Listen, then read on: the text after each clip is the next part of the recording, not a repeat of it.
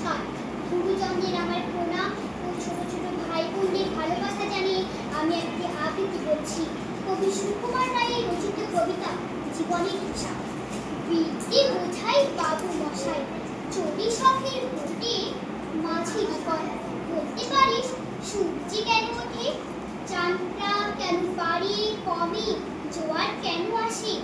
বৃদ্ধ মাঝি অবাক হয়ে ফেল ফেলিয়ে হাসে।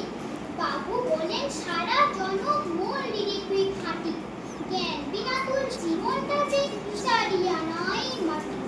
খানিক বাদে কহিন বাবু বল তো দেখি ভেবে, নদীর ধারা কেমনে আসে পাহাড় হতে নেবে। বলতো কেন রাবণ ফোড়া সাগর ভরা পানি।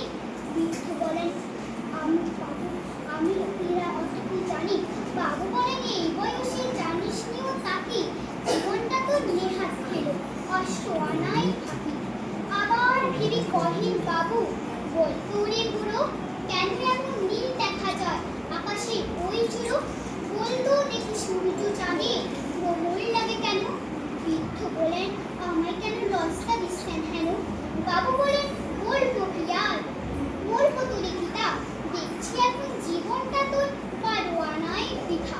খানিক বাদে ঝড় উঠেছে ঢেউ উঠেছে কুলে। বাবু দেখেন নৌকোখানি ডুবলো বুঝলে।